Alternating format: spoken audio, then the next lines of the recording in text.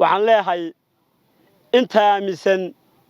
maxay ahaydaan hadallada yar ee daciifka meelaha ka wada awdal isteediyo ruuxaas halkan kama shaqeynayso cidii wadina iyada soo bixi doonto beesha Jibriil Muuse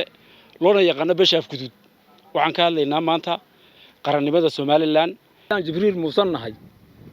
annagu cidii dagaal wada iyo cidii fadqalala wada waan ka soo horjeednaa eelaan cidi ka soo noqon cadayaana kula tagin cadawaanad garanayn ha u noqon codbaahiye baan leh ilaaha suuro galiyay goobtan inaan isku nimaadno aniga ya beeshayda Jibriil Muuse Makaahil oo maanta ka hadlayo ajanda ay ka hadlayaan isku yimaadeen oo ah amniga iyo waxyaalo muddooyinkii dambeeyay laga sheegayay social media dad maxay ahaydaan qurba joogiina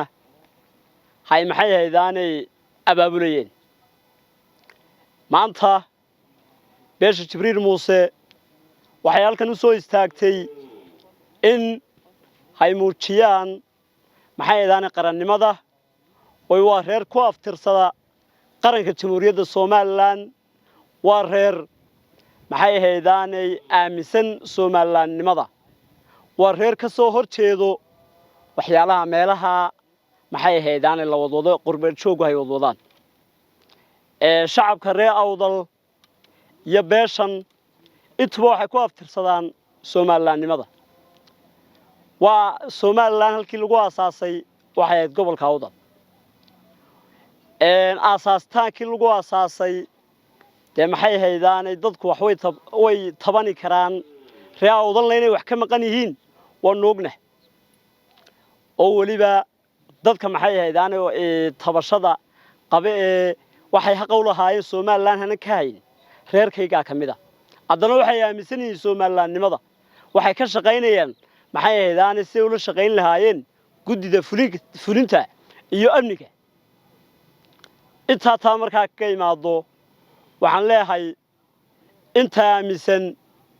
maxay ahaydaan hadallada yar ee daciifka meelaha ka wada awdal isteediyo ruuxaas halkan kama shaqeynayso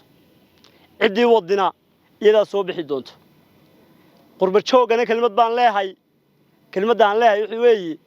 inamada qurba jooga iyo haweenka qurbaha ku nool ee waxaan iyagu wadwado waxaan leeyahay meelaan cidi ka soo noqon cadayaana kula tagin cadawaanad garanayn ha u noqon codbaahiye baan leeyahay beesha Jibriil Muuse loona yaqaan beesha afgudud waxaan ka hadlaynaa maanta qarannimada Soomaaliland iyo Soomaalilandnimada annagoo ah beesha Jibriil Muuse ama afgudud waxaan leenahay nabadgelyada Soomaaliland waa muqaddis waxa weeyaan muqaddisnimada iyo Soomaalinimada aan aaminsanahay iyana aaminsanaan doonaa waxa weeyaan waxaan tabanaynaa waa in loo fuliyo ammaanka iyo midnimadana diyaar baan u nahay ilaahay waxaan ka baryaynaa nabad ciidan nabadda diidana waan ka soo horjeednaa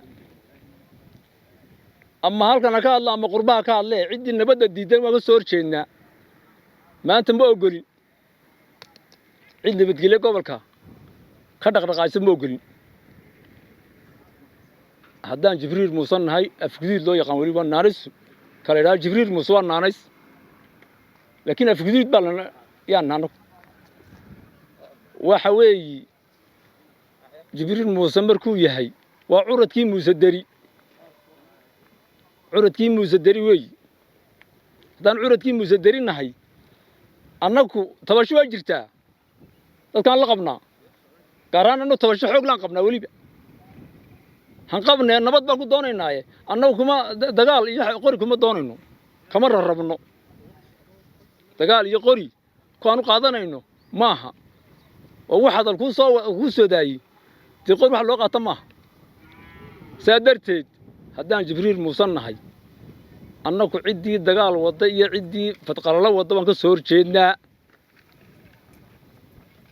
diyaarna uma nihin dawladda Soomaaliland markaan ka hadlo Soomaaliland waa tii lagu aasay Boorama waa tii lagu aasaasay waa hooyadii Soomaaliland Boorama gobolka awdal cid dagaal ka dhaca iyo hawl ka dhacda to aan ogol lahay maaha kan soo hadlaya isaga iska hadlay waxaan ka dhageysan maaha